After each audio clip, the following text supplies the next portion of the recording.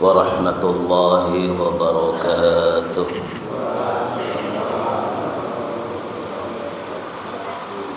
Alhamdulillahi rabbil alamin. Alhamdulillahilladzi arsala rasulahu bil huda wa dinil haqq liyuzhirahu 'ala dini kullih wa kafa billahi shahida. Asyhadu an la ilaha illallah wahdahu la syarika lah wa asyhadu anna Muhammadan 'abduhu wa rasuluh la nabiyya wa la rasula ba'dah. Allahumma salli wa sallim wa barik ala Muhammadin wa ala alihi wa ashabihi ajma'in, amma ba'du.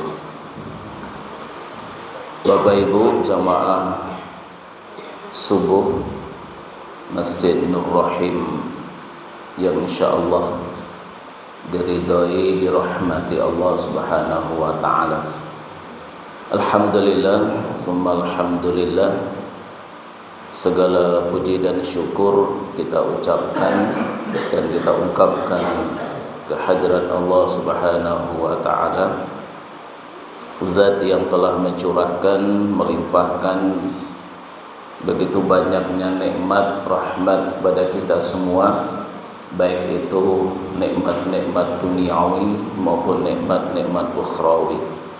Alhamdulillah, di pagi hari ini Allah memberikan kita kemudahan untuk bisa bangun, dan alhamdulillah kita bangun dalam keadaan sehat walafiat. Sehat nggih Bapak Ibu nggih? Ya, alhamdulillah. Dan alhamdulillah kesehatan itu kita gunakan untuk beribadah kepada Allah Subhanahu wa taala. Dan semoga apa yang kita lakukan di pagi hari ini bisa menambah ridhonya Allah, bisa menambah rahmatnya Allah, bisa menambah kasih sayang Allah pada kita semua. Dan kita juga bersyukur ya, kita bisa sholat di tempat yang di masjid baru menurut saya ini ya, beda dengan yang di bawah ya, luar biasa. Keramiknya, saya baru pertama nih melihat ada keramik kayak gini luar biasa ya. Semoga barokah, dan semua yang ikut membangun masjid ini, seberapapun infak yang diberikan, semoga ini menjadi amal jariah ya bagi semua para donatur ya, yang infak untuk masjid ini. Semoga masjid ini betul-betul masjid yang membawa barokah bagi kita semua. Kemudian salawat beserta salam kita doakan semoga tercurahkan kepada Nabi kita Muhammad sallallahu alaihi wasallam.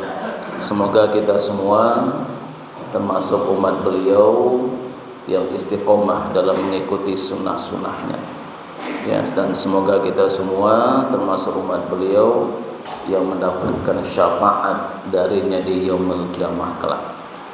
Bapak Ibu jamaah yang dimuliakan Allah, sebagaimana tema yang sudah di-share ya oleh pengurus, oleh takmir, tema kajian kita di pagi hari ini adalah berkaitan dengan kewaspadaan atau waspadailah istri dan anak yang menjadi musuh bagi kita. Ini temanya ekstrim ya, terutama ibu-ibu ini. Tapi itu kok malah istri kok jadi musuh gitu ya. Ya tapi ini bahasanya Al-Qur'an ya, bukan bahasanya saya gitu ya. Bahasanya Al-Qur'an. Terdapat dalam surah At-Taghabun di ayat 14.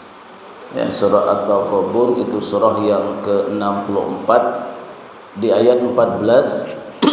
Di sana Allah mengatakan a'udzubillahi minasyaitonir rajim. Bismillahirrahmanirrahim. Ya ayyuhalladzina amanu inna min azwajikum wa auladikum aduwwan lakum fahzaruhum wa in ta'fu wa tasfahu wa taghfiru fa innallaha ghafurur rahim. Hai orang-orang yang beriman, kata Allah, sesungguhnya di antara istri-istrimu, anak-anakmu itu ada yang menjadi musuh bagimu. Aduwwan lakum, ya, musuh bagimu. Fahzaruhum, maka oleh karena itu berhati-hatilah kamu terhadap mereka.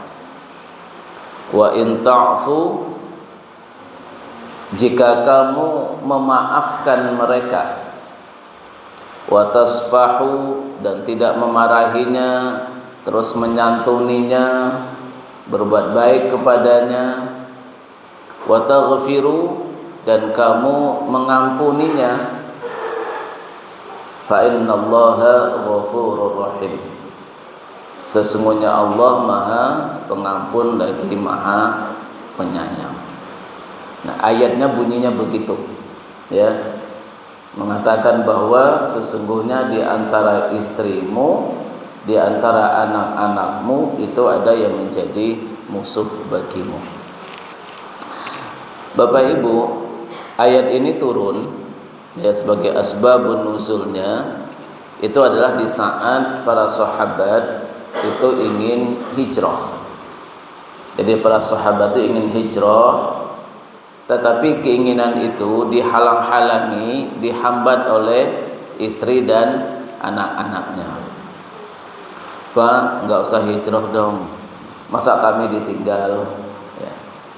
Jadi istrinya menghalang-halangi suaminya untuk tidak ikut hijrah, karena istrinya nggak mau ditinggalin, anak-anaknya tidak mau ditinggalin sama ayahnya, ya. Menghambat, menghalangi, merayu, membujuk, memprovokasi bagaimana agar, ya, suaminya atau orang tuanya itu tidak ikut hijrah. Nah, maka kemudian turunlah ayat ini, ya, turunlah ayat ini. Sesungguhnya di antara istri dan anak-anakmu itu ada yang menjadi musuh bagimu. Nah, apa itu musuh, ya?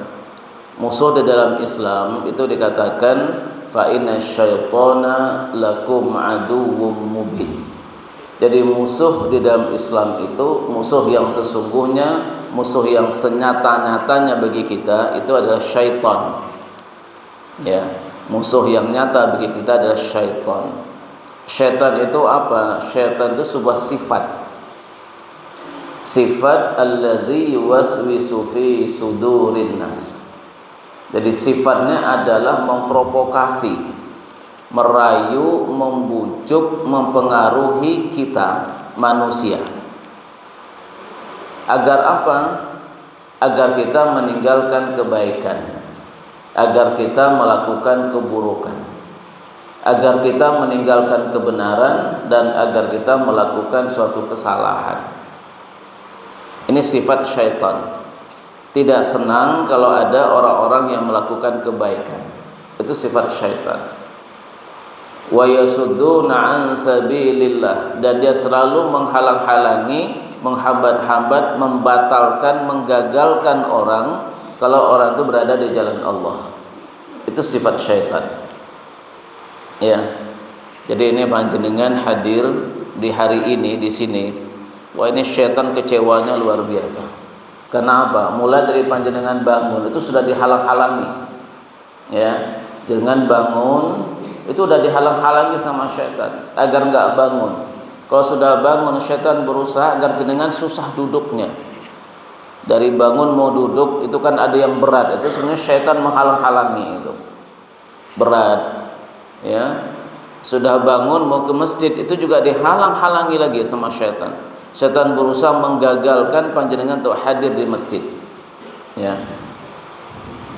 Sudah sampai di masjid, syaitan masih saja menggoda bagaimana agar panjenengan ngantuk, ya. Terus saja digoda Setelah sholat digoda lagi bagaimana agar kita ketika sholat itu kita ingat segala macam ya sesuatu sifat duniawi, lupa kalau kita sedang berhadapan dengan Allah, sehingga kekhusyuan kita menjadi hilang. Kita lupa kalau kita sedang berdialog dengan Allah, kita lupa kalau kita sedang berhadapan dengan Allah. Pikiran kita itu dipengaruhi oleh syaitan, teringat hal-hal yang menarik bagi kita, teringat. Bagi ibu-ibu mungkin diingatkan ya oleh syaitan, nih kira-kira hari ini sarapannya apa gitu. Nah, ibu-ibu udah mulai mikir ketika sholat tadi mikir, ini nanti anak-anak dikasih sarapan apa gitu. Itu udah mikir, nanti siang nanti mau masak apa gitu. Itu udah dipengaruhi oleh syaitan. Sehingga apa? Sholat kita kekhusyuannya hilang. Selesai sholat, ini syaitan tadi ini juga menggoda untuk segera pulang, nggak usah ikut pengajian. Ini syaitan berusaha. Nah, panjenengan termasuk yang tidak mampu digoda oleh syaitan hari ini. Ya. Tapi itu pun syaitan nggak selesai. Sekarang ini panjenengan digoda, ya, digoda agar panjenengan itu ngantuk. Jadi yang saat ini ngantuk, ini ingat, ini syaitan lagi menggoda. Terus kemudian juga mengingatkan panjenengan ke yang hal-hal yang lain, sehingga nggak bisa konsentrasi, ya, nggak konsentrasi dalam mendengarkan kajian. Ini juga digoda. Ini sifatnya syaitan. Ya, sifatnya syaitan seperti itu. Lah syaitan itu dalam bentuk apa? Minal jinnati wan nas. Jadi bentuknya syaitan itu bisa dalam bentuk jin, juga bisa dalam bentuk manusia. Jadi syaitan itu tidak hanya jin, manusia bisa menjadi syaitan. Jika memiliki sifat-sifat seperti yang kita sampaikan di atas, itu artinya dia adalah syaitan. Dan manusia yang memiliki sifat syaitan itu tidak menutup kemungkinan mereka adalah dari kalangan keluarga kita sendiri, yaitu istri-istri kita, anak-anak kita. Itu bisa menjadi musuh, di mana selalu menghalangi kita di jalan Allah, ya, menggagalkan kebaikan-kebaikan yang sudah direncanakan, dan kemudian memprovokasi untuk melakukan suatu kesalahan dan suatu keburukan.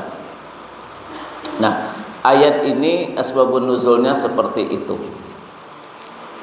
Namun di dalam ulumul Quran, ya, dalam kita mengkaji ilmu-ilmu Al-Quran, di situ ada sebuah kaidah. Ya, sebuah kaidah yang mengatakan adalah al-ibratu li umumil lafzi la bi khususis sabab. Ada kaidah seperti itu. Pelajaran yang kita ambil, ya, di dalam kita memahami Al-Quran itu adalah kita mengambil umumnya lafaz, bukan sebab-sebab yang khusus. Ya, meskipun ayat tadi sebab khususnya, asbabun nuzulnya itu adalah berkaitan dengan hijrah, di mana para istri pada waktu itu dan anak-anak pada waktu itu banyak yang menghalangi suaminya, orang tuanya untuk ikut hijrah. Itu sebab turunnya ayat. Tetapi pelajaran yang kita ambil itu bukan pada sebabnya itu, sebab-sebab yang mengkhususkan ayat itu turun. Tetapi pelajaran yang kita ambil adalah bi umumil lafaz, yaitu umumnya lafaz itu. Umumnya lafaz itu apa? Kita melepaskan dari sebab-sebab turunnya. Kita ambil secara umum, sesungguhnya istri, anak itu ada yang menjadi musuh. Sehingga tidak hanya kasusnya pada kasus hijrah, bisa juga pada kasus-kasus yang lain. Secara umum, ya, apapun yang dilakukan oleh suami yang istri tidak setuju, padahal suami melakukan hal yang baik, kebaikan-kebaikan yang dilakukan oleh suami tidak disenangi oleh istrinya, kebaikan-kebaikan yang dilakukan oleh orang tua tidak disenangi oleh anak-anaknya, dan istri anak-anaknya selalu membatalkan, menggagalkan, berusaha untuk menggagalkan niat baik suaminya, niat baik orang tuanya, maka dalam kondisi itu istri dan anak dikatakan sebagai musuh. Dan bahkan umumnya ayat ini dengan mengatakan min azwajikum itu bisa saja dimaknai dengan pasangan-pasanganmu. Pasangan. Bisa saja suami juga berlaku. Jadi di antara suami juga ada yang menjadi musuh bagi istri. Ketika suami menghalang-halangi istri untuk melaksanakan kebaikan. Apa ada? Ada Bapak Ibu. Jadi ada suami yang gak senang kalau istrinya itu berhijab, itu ada. Ya, istrinya ingin banget hijrah, ingin berhijab, ingin menghadiri pengajian-pengajian untuk mencari ilmu, tapi suaminya gak senang dan suaminya selalu menghalang-halangi, dan itu juga ada.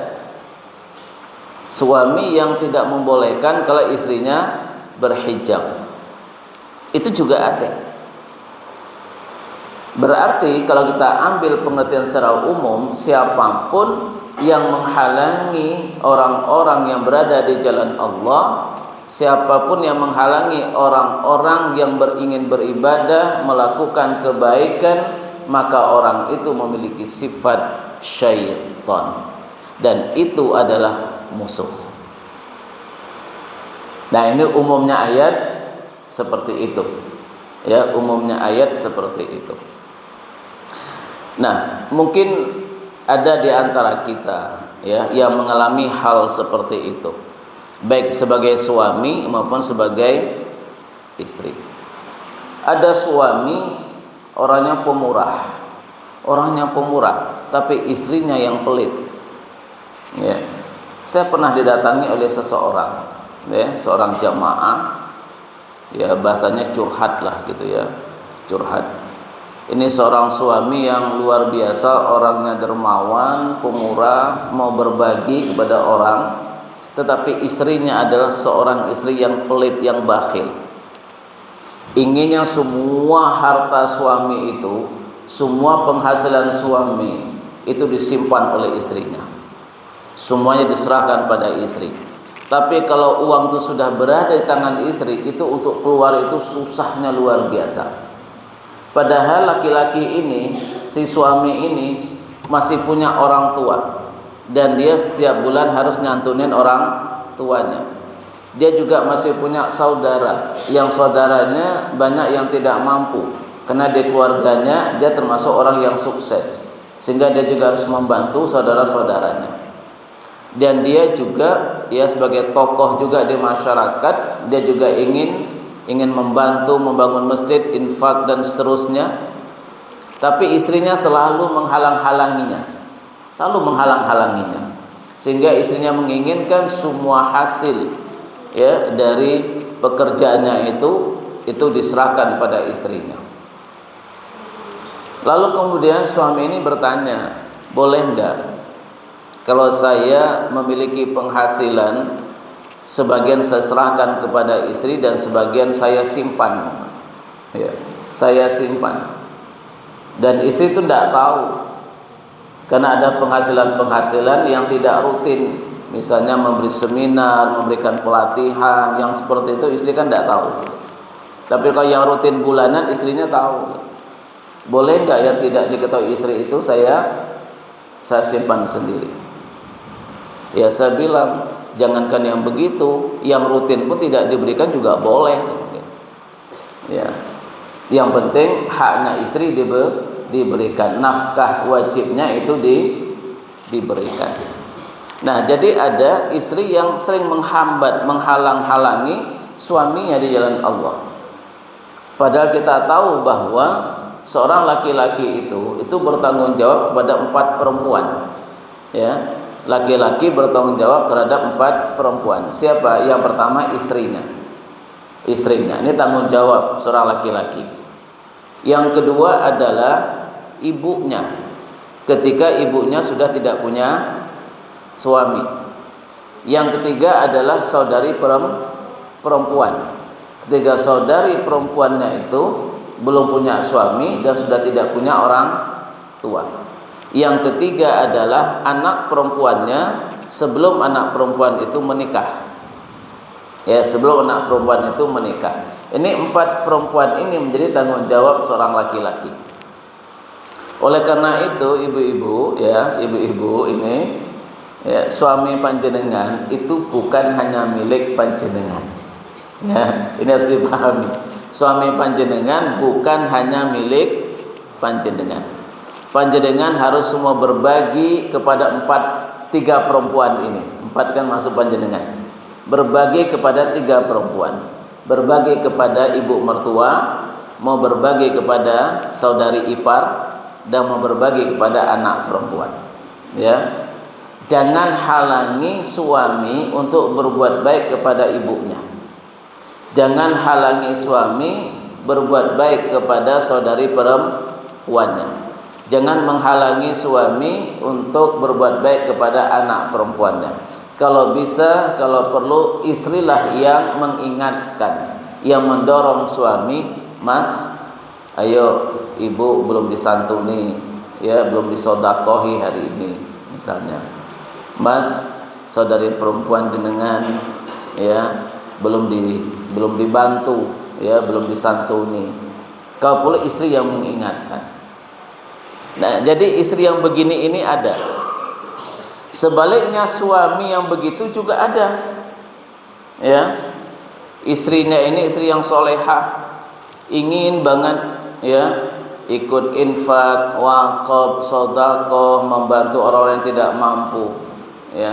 Lalu kemudian ya minta kepada suami karena yang bekerja suami, yang menghasilkan suami, minta pada suami untuk ingin sedekah, ingin membantu suaminya yang tidak mau. Suami yang tidak mau, ini juga ada. Nah, maka bisa saja musuh itu bukan hanya dari istri, juga bisa dari suami. Juga bisa dari anak-anak yang tidak senang orang tuanya berada di jalan Allah.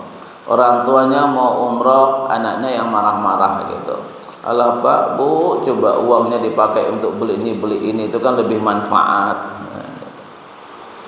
Ada orang tua ya yang mau, katakanlah yang mau menafkahkan, menginfakkan, mewakafkan hartanya, anaknya menghalang-halangi. Ya, anaknya menghalang-halangi, ini juga banyak. Nah, maka oleh karena itu bagaimana sikap kita, ini Al-Quran mengajarkan pada kita bagaimana sikap kita jika ada suami, jika ada istri, jika ada anak yang bersikap seperti syaitan itu.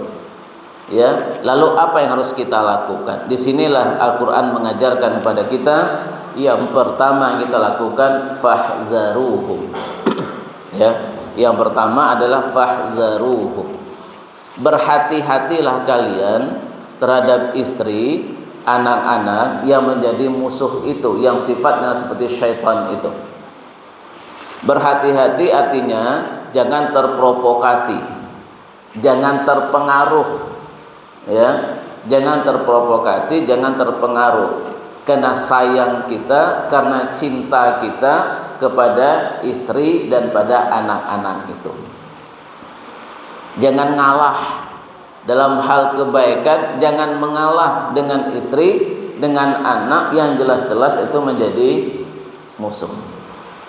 Jangan mengalah, jangan terpengaruh, jangan terprovokasi, jangan terperdaya oleh rayuan, bujukan ya yang diberikan oleh istri atau oleh suami dan oleh anak-anak. Ini yang pertama. Fahzaruhum, hati-hati. Kalau kita sudah menemukan ada sifat seperti itu dari pasangan kita, dari anak-anak kita, maka itu adalah sebagai musuh. Hati-hati terhadap musuh. Itu namanya musuh dalam selimut namanya. Ya kan? Karena suami istri itu satu selimut kan. Hati-hati, ternyata musuh ada dari kalangan keluarga kita sendiri. Meskipun dalam kehidupan sehari-hari itu luar biasa baiknya, Suami baik banget, istri baik banget, anak baik banget dalam kehidupan sehari-hari. Tapi dalam hal kebaikan ini bisa saja menjadi musuh. Yang kedua, ya, wa in ta'fu, ya, jika kamu memaafkan. Nah, yang kedua adalah dimaafkan. Ya, sikap istri, sikap suami, sikap anak yang sebagai musuh itu Allah ingin kita memaafkan itu. Memaafkan itu artinya, ya, kita menerima sikap seperti itu. Ya, ikhlas menerimanya. Kita punya istri yang punya sifat sikap seperti itu, kita ikhlas menerima dia sebagai istri kita.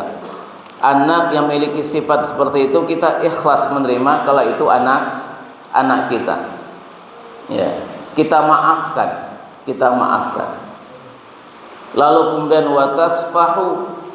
watasfahu itu tidak kita marahi, tetap kita santuni, tetap kita berbuat baik kepadanya. Enggak marah-marah. Ya, suami ketika istrinya menghalang-halangi di jalan Allah, lalu istrinya tidak dimarahin, istrinya tidak dione-onei gitu kan, tidak dihina, tidak dicaci maki, ya. Tetap disantuni, tetap dinafkahi, ya, pergaulan tetap baik, watasfahu. Lalu kemudian wataghfiru, dan ampuni dia. Jangan dihukum, ya, ampuni dia, jangan dihukum. Meskipun suami itu boleh menghukum istri kalau istri itu nusyuz, ya, nusyuz itu boleh.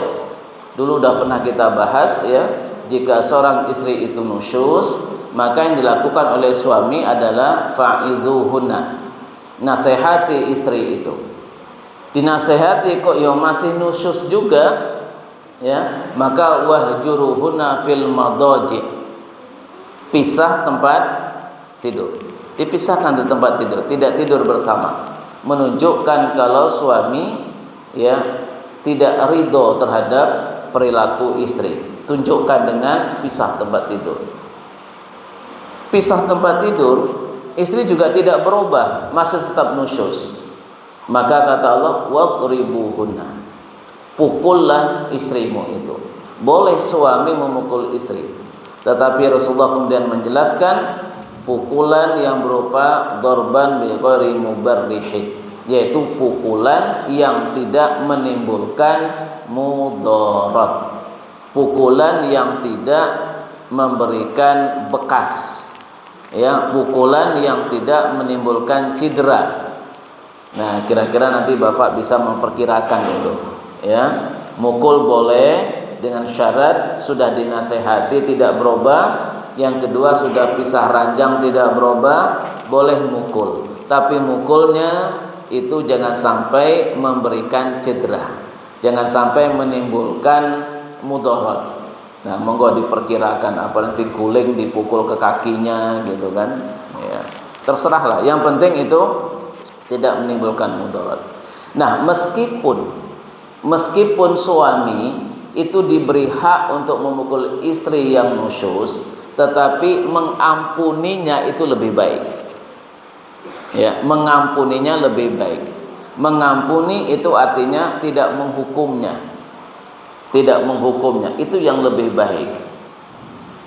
Jadi maafkan, tetap menyantuninya, ya, tetap memberi dia nafkah, dan memaaf dan mengampuninya. Mengampuni artinya tidak menghukumnya. Itulah yang lebih baik.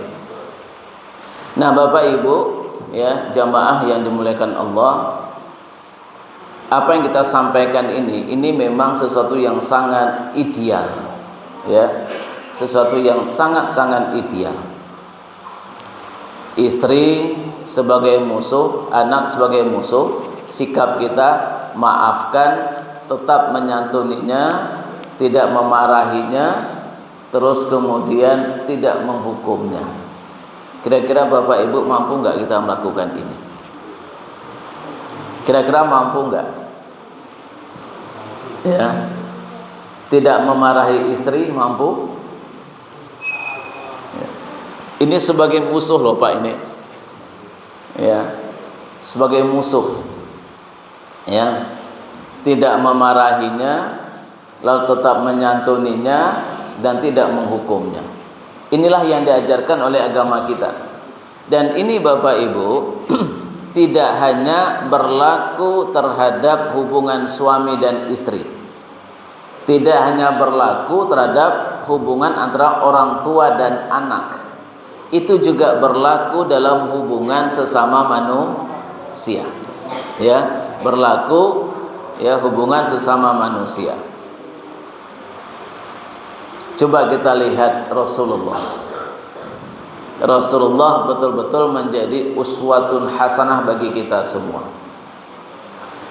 Rasulullah berdakwah dihalang-halangi, ya, dihalang-halangi, digagalkan oleh orang-orang kafir. Bahkan dikejar-kejar untuk dibunuh, dihina, dicaci maki. Jadi orang kafir menghina Rasulullah itu beda dengan orang menghina kita Bapak Ibu. Kalau ada orang menghina kita, kita dihina adalah kepribadian kita sebagai manusia. Tapi kalau Rasulullah dihina, dicaci maki, dia bukan hanya menghina Muhammad sebagai manusia, tapi dia juga menghina seorang Rasul. Ya, seorang Rasul yang membawa risalah. Karena mereka membenci Rasulullah bukan karena Muhammadnya. Ya, mereka menghina Rasulullah bukan karena dia seorang Muhammad, ya, tapi orang-orang kafir membenci Rasulullah itu karena dia sebagai Rasul, bukan sebagai namanya Muhammad, bukan, tapi kapasitasnya sebagai Rasul. Mereka membencinya karena dia sebagai Rasul.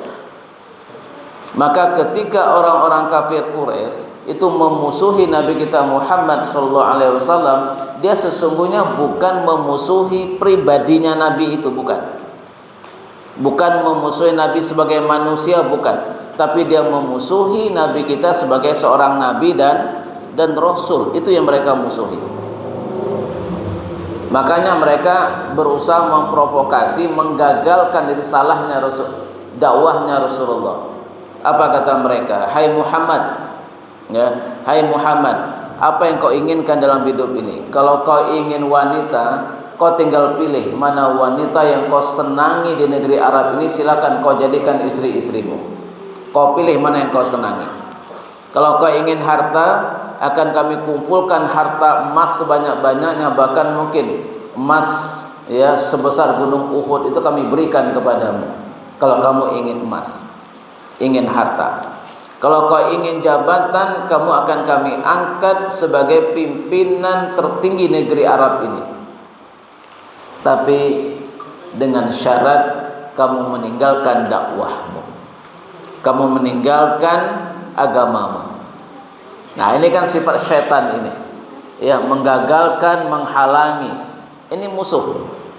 Ya, dia memusuhi Nabi kita Muhammad itu karena Nabi kita sebagai Rasul.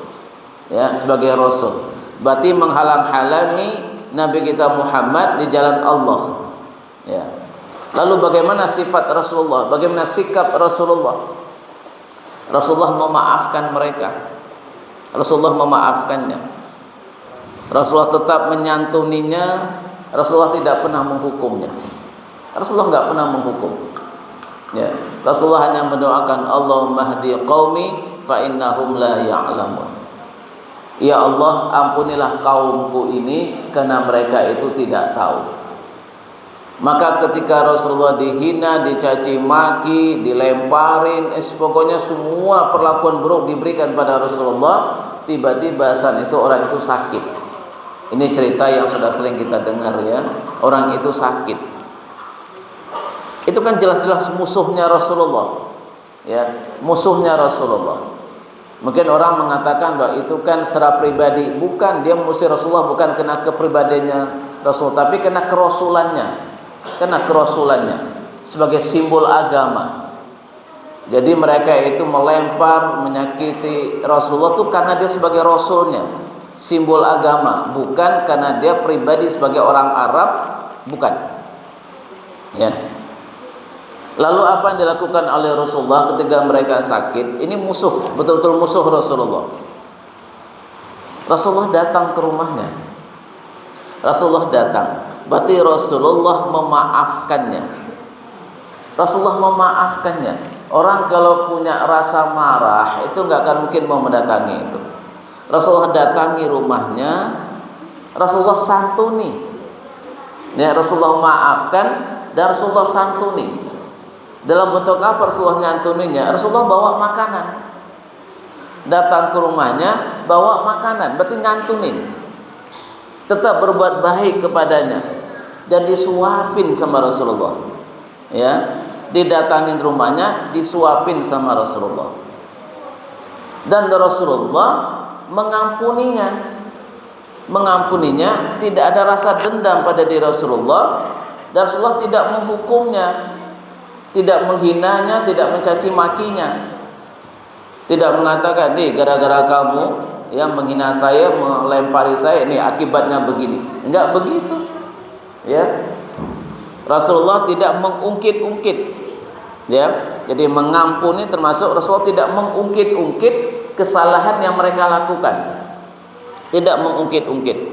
Rasulullah ampuni, Rasulullah lupakan semua itu. Rasulullah doakan agar dia sembuh. Ini, ya, 3 sifat yang sudah ditunjukkan oleh Rasulullah. Dimaafkan, disantuni, terus kemudian diampuni. Coba kalau kita Bapak Ibu, ya, kita dihina orang, dicaci maki orang, disakiti orang, tiba-tiba orang yang menghina, nyakitin, mencaci maki kita kemudian sakit. Apa yang kita lakukan? Ya, apa yang kita lakukan? Apa kita bisa memaafkannya? Apa kita masih tak mau menyantuninya?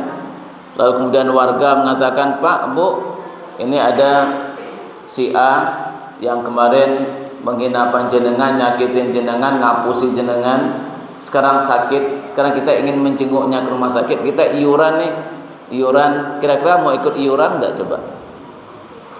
Ya, mau nggak ikut menyantuninya, iuran?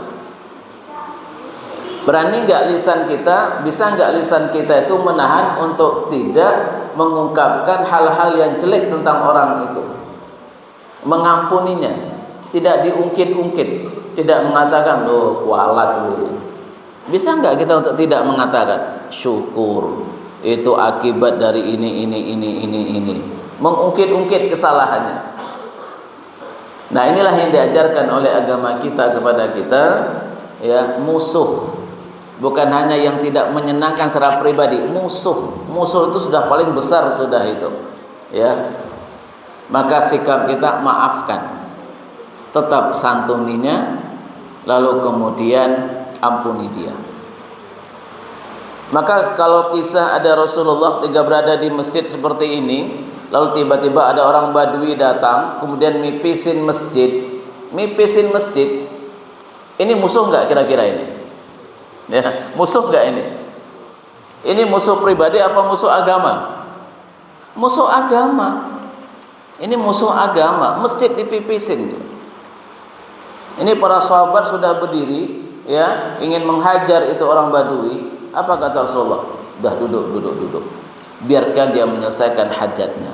Loh, malah disuruh menyelesaikan hajatnya. Setelah selesai dipanggil sama Rasulullah, ta'al, sini si fulan.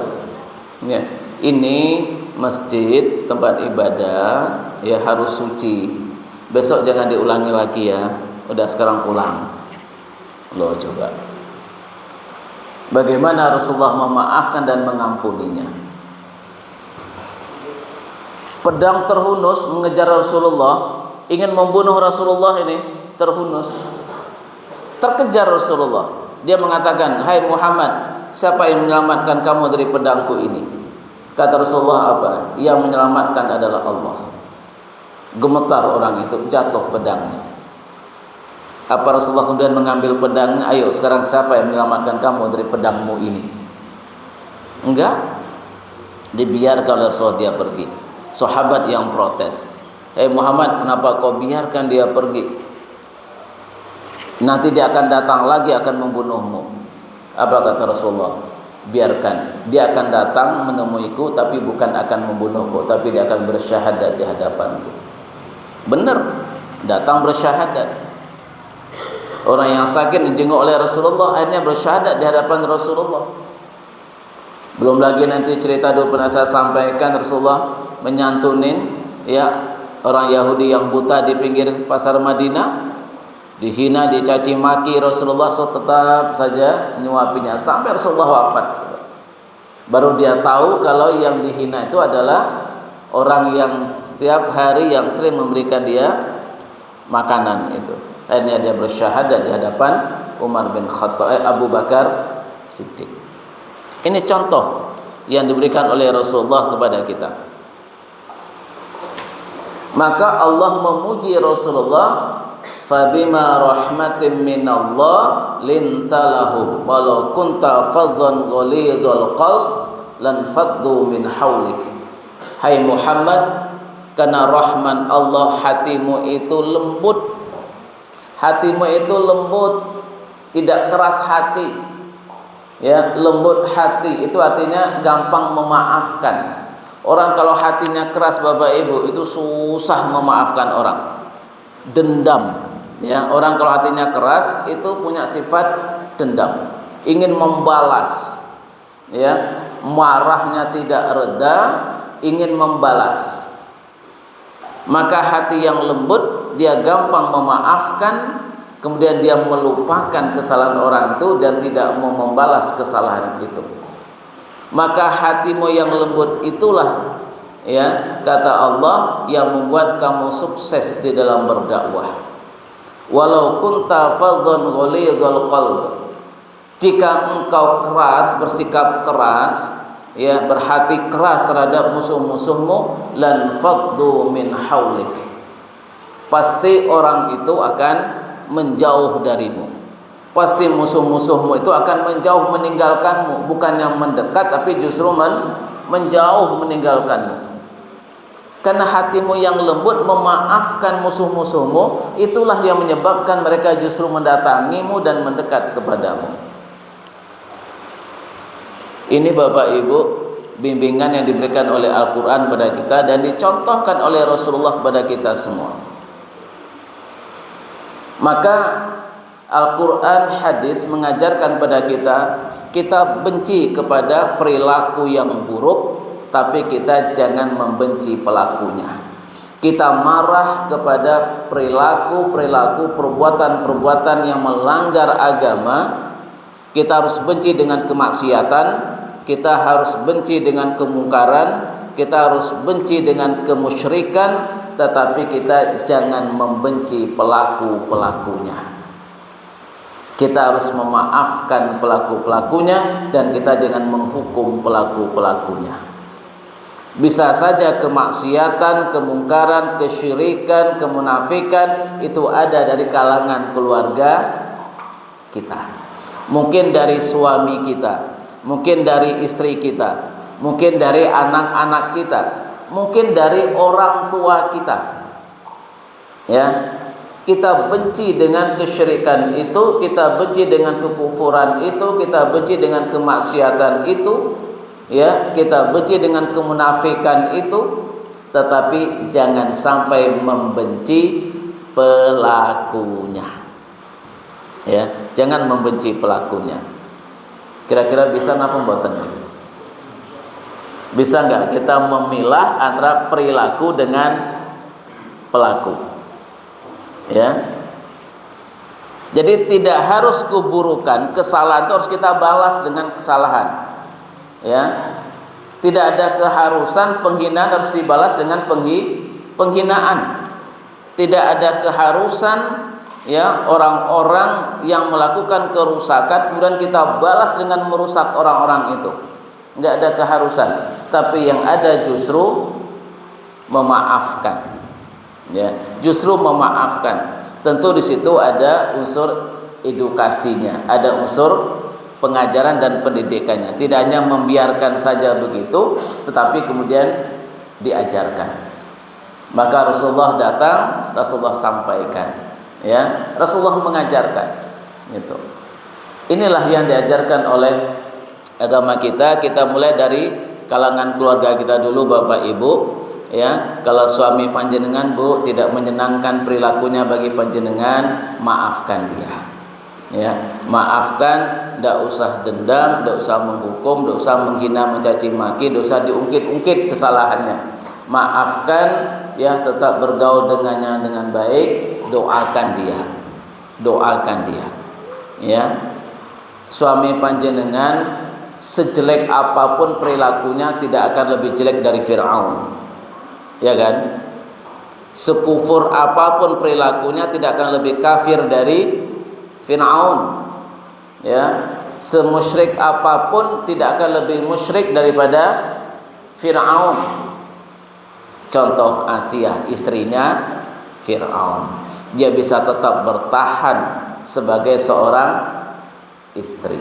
Bahkan dia menjaga dirinya, ya, tidak terpengaruh oleh musuh yang disebut dengan syaitan dalam bentuk Fir'aun itu.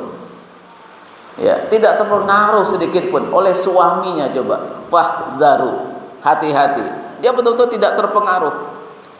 Sehingga istrinya Fir'aun itu dijamin, ya, sebagai salah seorang wanita yang masuk surga. Dijamin masuk surga. Coba, salah seorang wanita yang dijamin masuk surga adalah Asiyah, istrinya Fir'aun. Ya, jadi jangan kita berpikir bagaimana kalau imamnya masuk neraka, masa makmumnya masuk surga. Ini enggak berlaku yang seperti itu. Ya, makmum istri bisa masuk surga meskipun imamnya masuk neraka. Maka maafkan itu. Maafkan, tetap santuni, ya. Termasuk juga orang tua kita. Wa in jahadaka 'ala an tusyrika bima fima laysa laka bi 'ilmun fala tuti'huma wa sahibhuma fid dunya ma'rufa.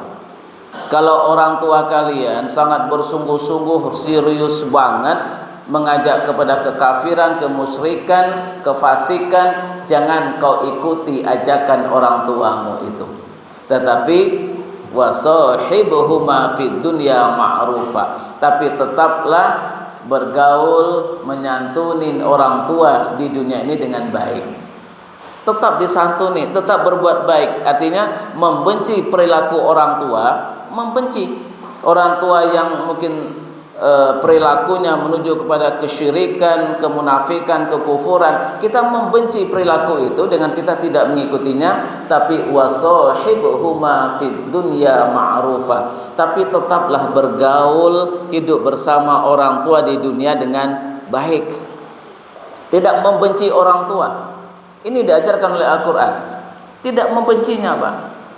Jadi jangan sampai ada anak hilang hormatnya pada orang tua gara-gara orang tuanya nggak sholat.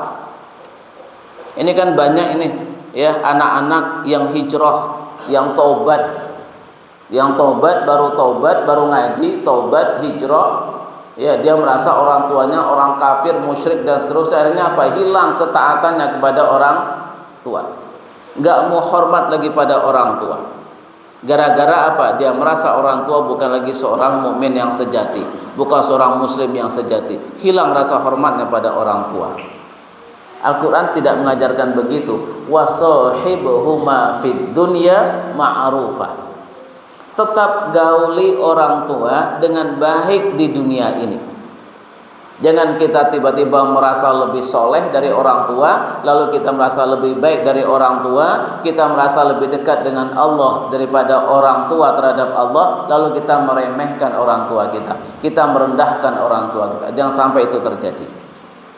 Ya, tetap kita berbuat baik pada orang tua dalam kehidupan di dunia ini. Disitulah kita harus memilah-milah, yang memisah-misah mana perilaku, mana itu pelaku. Bisa terjadi antara anak dan orang tua, bisa terjadi antara orang tua dan anak. Banyak nggak Bapak Ibu orang tua yang mengusir anaknya, tidak mengakui sebagai anaknya karena anaknya murtad? Banyak nggak? Banyak. Ya, orang tua mengusir anaknya, sudah kamu keluar dari rumah kalau kamu murtad, kamu tidak aku akui sebagai anak. Itu banyak kejadian begitu, Pak. kamu sudah mencoreng wajah. Wah, itu egoisnya kan akhirnya mencoreng nama baik orang tua. Alasannya cuma harga diri aja sebetulnya. Ya. Diusir tuh anak dari orang tua, dimarah-marahin ya sama orang tuanya. Coba kita lihat Nabi Nuh, seorang nabi kan, seorang nabi, istrinya tidak ikut ya, tidak percaya dengan yang diajarkan oleh Nabi Nuh. Seorang nabi, harga diri seorang nabi. Kalau main harga diri ya, kalau kita bicara harga diri, mana lebih tinggi harga diri seorang nabi daripada kita, hanya manusia biasa. Seorang nabi, istrinya tetap kafir, anaknya Kan'an itu tetap kafir. Apa enggak malu coba di masyarakat? Seorang nabi statusnya, bukan manusia biasa. Istrinya kafir, anaknya kafir. Tapi apa kemudian Nuh kemudian menyiksa istrinya, mengusir istrinya, mengusir anaknya? Enggak, dan bahkan tsunami datang pun tetap aja diajak, ayo masuk ke perahu ini, ayo masuk ke perahu. Bahkan Kan'an yang sudah berada di atas gunung saja dihampiri lagi sama Nuh. Ayo Kan'an masuk ke perahu ini kalau kamu ingin selamat. Enggak diusir. Tidak dikatakan tidak aku akui kau sebagai anak, sebagai istri, enggak. Coba Nabi Lut kita lihat, seorang nabi, istrinya ikut golongan LGBT, coba bayangkan. Seorang nabi, coba. Apalagi kemudian dia memarahin, menceraikan istrinya, memisahkan di rumah? Enggak. Ya, ketika Allah mengatakan kepada Nabi Lut, kamu harus keluar dari negeri Sodom ini sebelum subuh. Karena ketika subuh kami akan membalikkan bumi Sodom ini. Kamu harus keluar sebelum waktu subuh. Ajak istrimu, ajak anakmu, diajak istrinya, anaknya diajak. Tapi kamu dengan syarat jangan melihat ke belakang, cepat. Nah, istrinya tengok jalan, lihat ke belakang, berhenti, lihat lagi belakang, berhenti. Akhirnya apa? Nabi Lut dan anaknya sudah sampai keluar dari wilayah Sodom, istrinya masih berada di wilayah Sodom. Pas saat masuknya fajar, subuh, maka istrinya termasuk yang ya mendapat azab dari Allah. Ini contoh bagi kita semua ya, marah boleh tapi marah dengan perilakunya, bukan kepada pelakunya. Maka Islam mengajarkan kita untuk sabar. Islam mengajarkan kita untuk ikhlas menghadapi hal-hal yang tidak menyenangkan bagi kita, baik kita sebagai pribadi atau hal yang tidak menyenangkan bagi agama kita. Seperti anak, istri, suami yang tidak mengindahkan aturan-aturan Allah di dalam rumah tangga. Ya, perlu ada kesabaran. Semoga Bapak Ibu dengan kita mengkaji satu ayat ini saja, kita mengkaji At-Taghabun surah ke-64 ayat 14, kita berharap rumah tangga kita semakin sakinah, mawaddah warahmah. Ya, saling memaafkan, saling menyantuni, saling tidak menghukum, tidak menghujat, tidak mengungkit-ungkit kesalahan. Semoga saya panjenengan selalu Allah berikan kemudahan ya untuk mengamalkan apa yang hari ini kita dapatkan, dan semoga rumah tangga kita ya rumah tangga yang sakinah, mawaddah warahmah, semoga hubungan orang tua dan anak selalu harmonis, dan hubungan antara suami dan istri juga selalu harmonis dan romantis.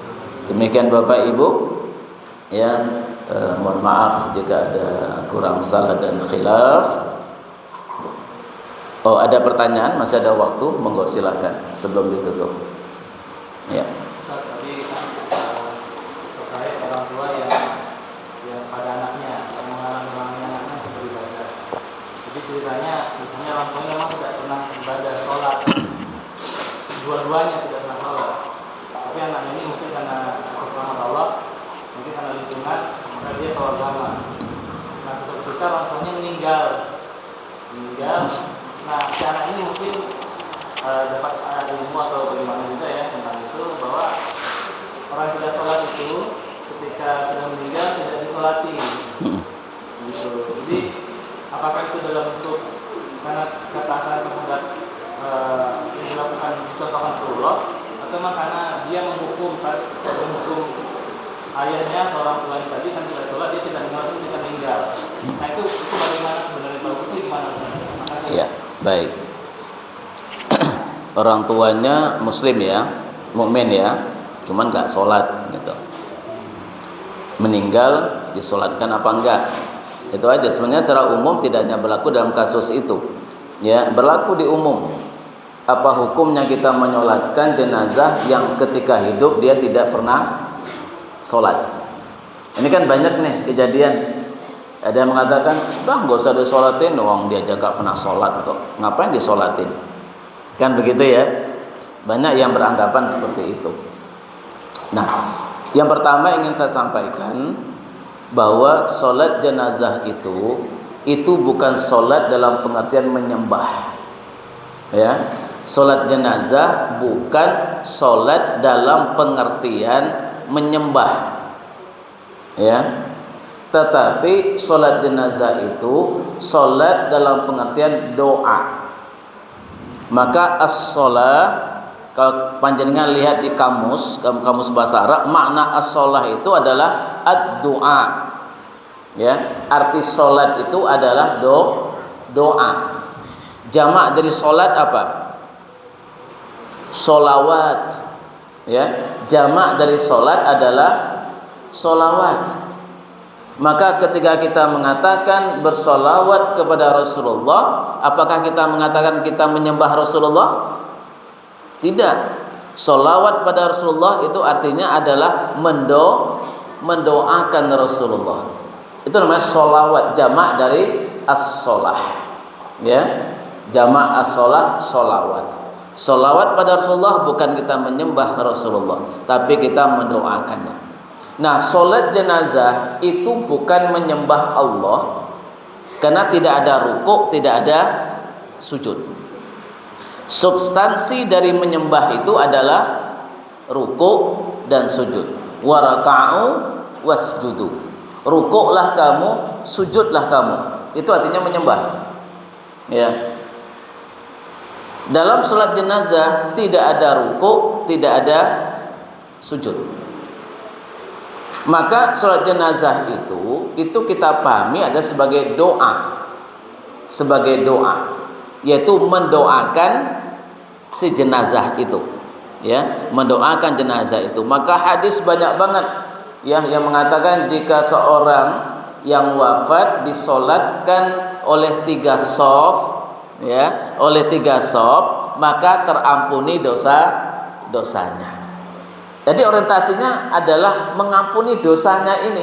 Jadi sholat jenazah tujuannya minta ampun terhadap dosanya si mayit.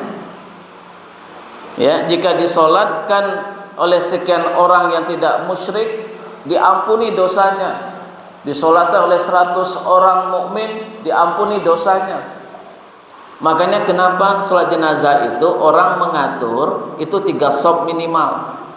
Maka kalau jamaahnya itu ada 7, maka dibuat itu 3, 2, 2. Kalau jamaahnya ada 6, berarti 2, 2, 2. Itu minimal. Kalau jamaahnya 3, jangan dibuat 1, 1, 1, nggak boleh. Ya, 1 shaf 1 orang, itu nggak boleh. Karena tidak boleh sendiri pada 1 shaf. Ya, maka yang bisa 3 shaf itu minimal jamaahnya ada 6 orang, ya, maka disunahkan itu ganjil di situ. Untuk apa tujuannya? Agar dosanya terampuni, dosa si jenazah. Itu sebabnya doanya itu doa pengampunan. Allahumma firlahu, Allahumma firlaha, kan gitu. Ya Allah, ampunilah si dia laki-laki atau dia perempuan.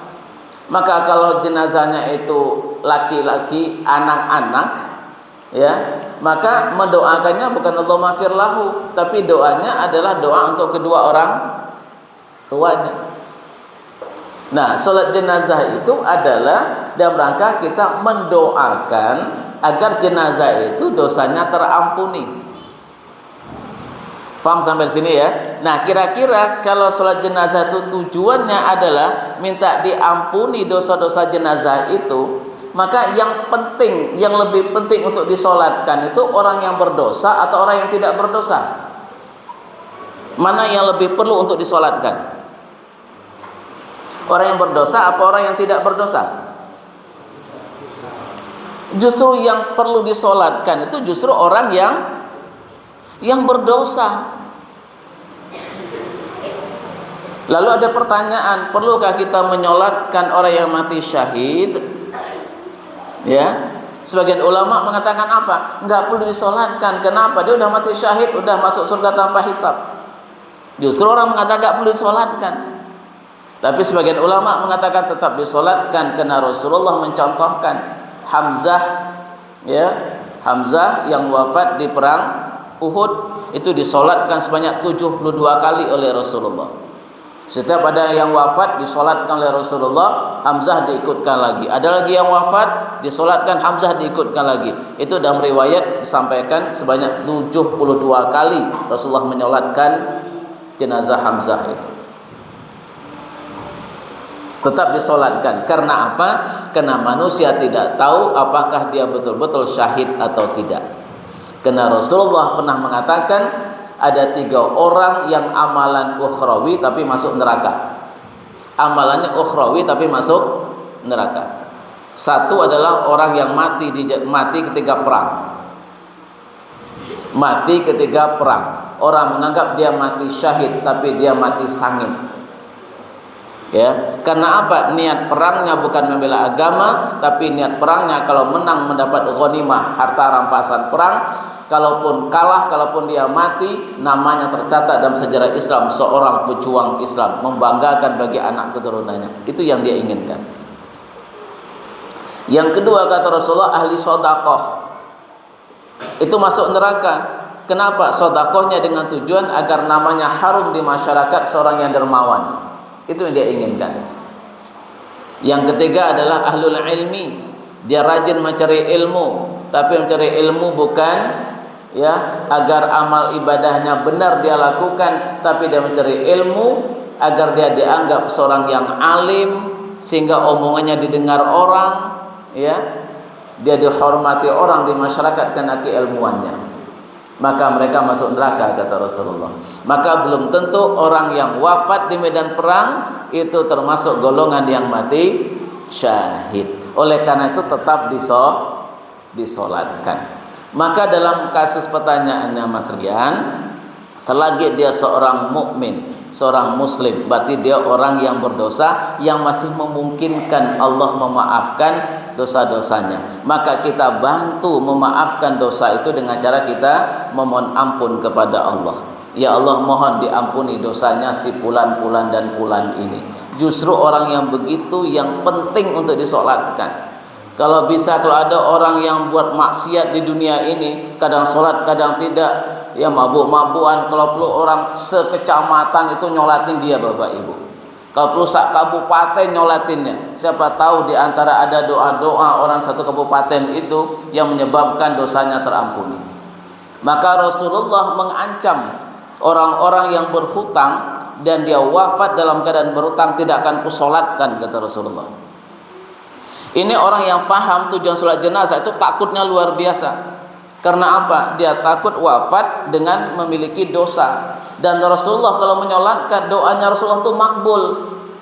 Ya, doanya Rasulullah itu makbul. Sahabat sangat berharap kalau dia disolatkan oleh Rasulullah karena diminta ampunan oleh Rasulullah.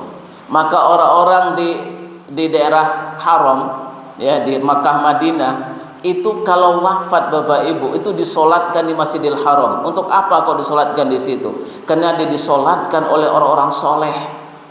Di Madinah disolatkan di Masjid Nabawi karena disolatkan oleh orang-orang yang haji dan umrah atau orang-orang soleh, ya, yang doanya makbul. Maka kalau wafat di sana, masya Allah luar biasa didoakan oleh orang-orang soleh. Insya Allah dosa-dosanya terampuni semua. Maka banyak orang-orang Indonesia itu pengen wafat di sana, Pak. Ya, kenapa ingin disolatkan oleh orang-orang soleh? Itu kalau orang tuh paham tujuan solat jenazah itu. Maka suatu pemikiran yang kurang tepat kalau kita berpikir gak usah disolatin dong, ahli maksiat kok. Jadi sholat jenazah itu bukan menggantikan sholatnya si mayat, itu bukan. Jangan kita pahami ini mayat ini kita menyolatkan untuk dia gitu ya. Sehingga ada di sebuah daerah itu ada yang wafat itu, ada keluarga yang sholat mengqadha atau mengganti sholatnya jenazah. Dikiranya sholat jenazah itu adalah kita menyolatkan untuk si jenazah, bukan kita kayak bayar hutang gitu ya, hutangnya si A kita bayar gitu. Ini sholatnya jenazah itu kita bayar dengan bentuk kita sholat untuk dia, kita bukan menggantikan sholat dia, tapi sholat jenazah kita mendoakannya. Justru orang yang berdosalah yang penting untuk disolatkan. Tapi bukan berarti orang soleh nggak usah disolatkan. Kita tidak tahu ya, semua orang itu berdosa. Bahkan yang mati syahid pun tetap disolatkan. Begitu yang saya pahami, Mas Rian ya. Jangan sampai seorang anak enggan menyolatkan orang tuanya yang tidak sholat gara-gara hidup aja nggak sholat. Justru yang begitu yang penting untuk disolatkan. Orang-orang di masyarakat yang tidak sholat kalau wafat justru itu yang penting untuk kita sholatkan. Dan yang tidak boleh disolatkan itu hanyalah orang kafir. Kenapa? Karena orang kafir tidak bisa didoakan oleh orang mukmin. Doanya nggak akan diterima. Meskipun anaknya seorang nabi. Nabi Ibrahim dilarang mendoakan orang tuanya. Rasulullah dilarang mendoakan pamannya, ya, Abu Talib yang wafat dalam keadaan kafir. Sia-sia mendoakan. Enggak perlu kau doakan dia, kata Allah, karena dia seorang kafir. Tapi jika dia seorang mukmin yang fasik, mukmin yang berdosa, itu masih memungkinkan untuk minta didoakan. Kecuali dia wafat dalam keadaan musyrik. Itu adalah orang yang wafat dalam keadaan musyrik, maka dosa musyriknya tidak terampuni. Itu hanya bisa kalau dia taubat ketika dia hidup. Selain dari dosa musyrik itu bisa terampuni. Insyaallah begitu. Ya. Demikian Bapak Ibu, saya kira ya waktu kita sudah jam 5:30 ya, bisa kita laksanakan sholat duha atau sholat syuruk. Demikian, mohon maaf atas kurang salah dan khilaf. Kita tutup, kita akhiri dengan hamdalah dan doa kafaratul majlis. Alhamdulillahirabbil alamin, subhanakallahumma wa bihamdika asyhadu an la ilaha illa anta astaghfiruka wa atubu ilaik. Assalamualaikum warahmatullahi wabarakatuh.